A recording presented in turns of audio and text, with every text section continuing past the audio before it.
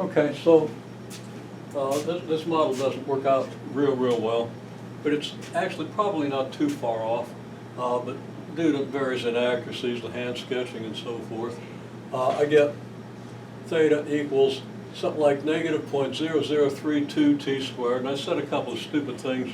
There was a step I overlooked when I was doing the value of A, but it still comes out about the same, so I just kind of looked out there. B turns out to be pretty close to 1, which means that C is pretty close to negative 30. Now, this is just for illustration, okay? Because I'm not going to go through all the detail of solving that. I wanted to demonstrate the solution, and then I'll show you what we're going to do with it. Okay, so there's theta of t. And it's not b, it's bt. I was about to take the derivative, and I looked at that, and I knew better. Okay? So that, and note that I've written this as a function. Theta is now a function of t.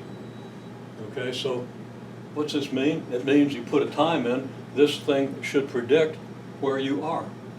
So actually, let's kind of check it with a number close to 100. If t was 100, we would want to get 40, that meaning 40 pi. Again, when you solve it, keep the pi in there. But we would get 40 pi. And if we put in 100, square 100, it's 10,000, and then multiply by this, we get 32. Yeah. So that's negative 32. That's 100, so that's negative 32 and 100 is 68. Minus 30 is 38.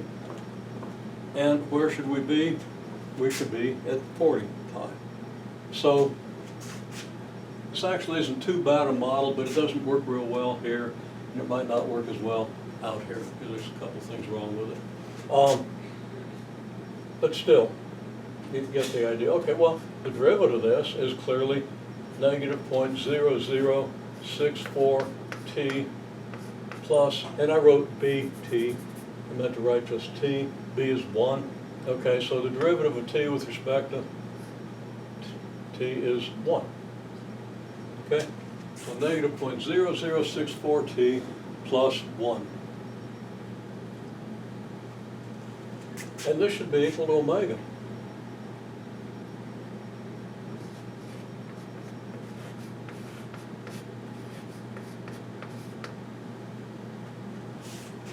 Now, you get a linear function for omega. Remember over here we're going to get a linear function for omega. But remember, theta's in radians and omega's in degrees per second. Okay? And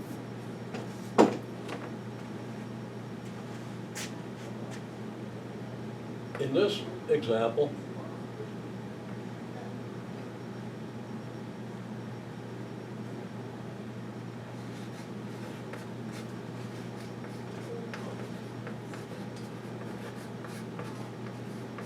d theta dt is in radians per second. If we want to express that in degrees per second, well, a radian's pretty close to 60 degrees, like 57.1, I think. You know, it's 180 divided by pi. Okay, d theta dt is in radians per second. So if we want d theta dt in degrees per second,